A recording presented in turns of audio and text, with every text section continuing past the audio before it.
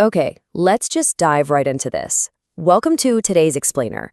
We're going through an advanced road safety masterclass, directly drawn from official Indian rules and regulations.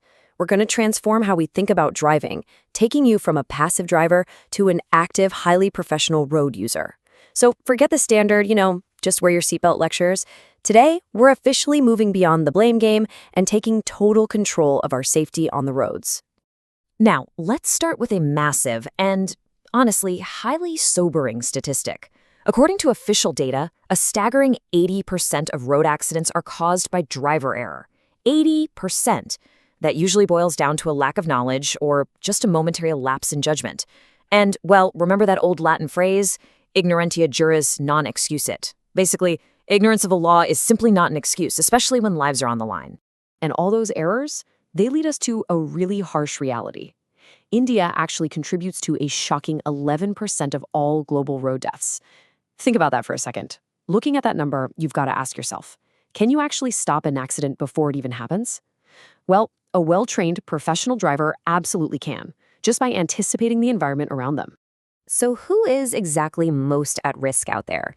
If we look at the breakdown, two-wheelers account for 40% of fatalities, cars make up 17%, and others sit at 43%. The raw truth is you aren't perfectly safe in any vehicle, but man, if you're on a two-wheeler, your risk is immense. And what's even crazier, almost 40% of these fatal accidents don't even happen on major highways. They happen right in your everyday neighborhood streets. To tackle that 80% error rate, here's our roadmap for today. First, the reality of Indian roads. Second, changing your driving attitude. Then, essential pre-trip vehicle checks. Fourth is the MSM and PSL rules. 5, defensive driving and hazards. And finally, number 6, handling on-road emergencies. All right, let's kick things off with Section 1, the reality of Indian roads. Now, I'm sure you've seen those social media posts claiming that a heavy car with really thick sheet metal means it's a super safe car. Yeah, that's an absolute myth. The modern reality is that cars are engineered with ultra-high-strength steel and very specific crumple zones.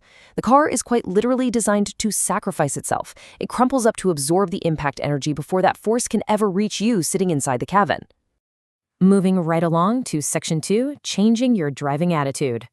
The Sapiens training program actually beautifully defines what makes a driver a true professional.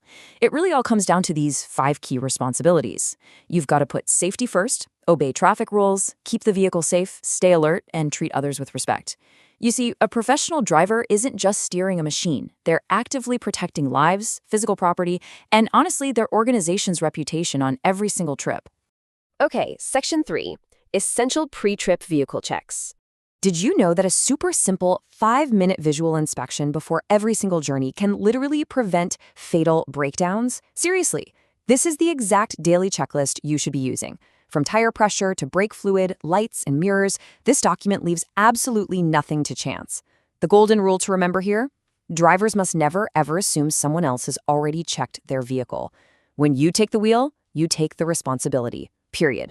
Let's look at the specific zones on this list.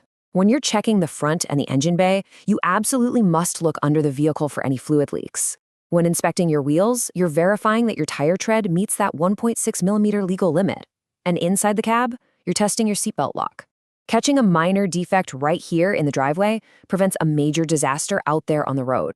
And once you actually sit inside the cab, you've got to follow this precise, non-negotiable sequence. Step 1, adjust your seat. Step 2, adjust your mirrors. Step 3, fasten your seatbelt or, put on your helmet if you're riding. Now, why this exact order? Actually, think about it. Moving your seat completely changes the angle of your mirrors. If you set your mirrors first, they're going to be practically useless the second you slide that seat forward or backward. Let's roll into Section 4, the MSM and PSL rules. First up is MSM. That stands for Mirror, Signal, Maneuver. This is your absolute mandatory sequence for moving off, changing lanes, or approaching any kind of hazard. This rule is what perfectly prevents that incredibly dangerous habit we see literally all the time. Where a driver suddenly darts left or right just to avoid a pothole, completely without checking what's zooming up right behind them. So here is the exact step-by-step for MSM. Step 1, check those mirrors. Step 2, signal your intention. Step 3, maneuver. But hey, notice that super crucial instruction right before you move? You must turn your head to check your blind spot. Mirrors just do not show you everything right next to your car. That one quick physical head turn saves lives, especially with two-wheelers hiding right in your blind spot. And that pairs perfectly with our next acronym, which is PSL.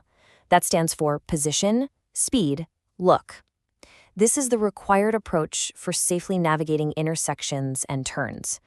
When you strictly combine MSM with PSL, you effectively eliminate all that confusion, the aggressive horn honking, and the road rage that constantly plagues our traffic junctions.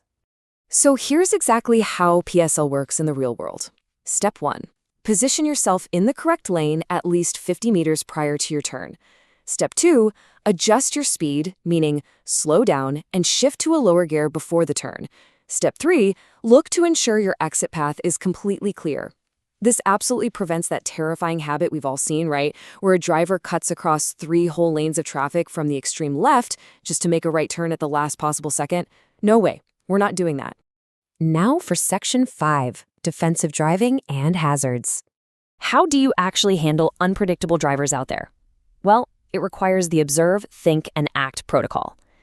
Defensive driving isn't about driving around in a constant state of paranoia. It's just about consciously anticipating errors. By simply maintaining a safe following distance of a few seconds, you're giving your brain the time to observe a hazard early, think of the safest action, and smoothly act without panicking. Now, this next bit is a massive wake-up call about our attention spans. A whopping 80% of accidents happen exactly when drivers look away from the road. 80%. And here's a pretty shocking truth about multitasking. Studies actually show that even having a hands-free phone conversation delays your braking reactions just as much as if you were driving intoxicated. Crazy, right? Your brain just literally cannot process a complex conversation and sudden road hazards at the exact same time. Finally, Section 6, Handling on-road emergencies. When you're responding to an emergency, notice the primary emphasis here is on remaining calm. Panicking always makes things worse. Your absolute first priority is to secure the scene. This means stopping safely, deploying your warning triangles to alert other drivers, and basically just taking control of the situation with a totally clear head before any further accidents can happen. Let's rapid fire through this exact sequence of actions so it becomes total muscle memory for you. Ready? Stop safely. Switch off your engine to prevent fire risks, check for injuries, protect the scene, place your warning triangle, call for help, and never, ever run away. Also, here is a vital medical rule to remember. Never attempt to move a seriously injured person yourself unless there is an immediate deadly danger like a fire. Moving them incorrectly could easily cause permanent damage. Which brings us to a final question for you today. Take a look at the personal safety commitment on the screen. I want you to mentally fill in your own top 3 safety habits right now. What are you going to actively change after watching this explainer? Are you going to continue to just leave your safety to chance? Or will you take the wheel as a true professional road user starting today? Keep that question in mind the very next time you put your keys in the ignition. Stay safe out there, stay focused, and I'll catch you on the next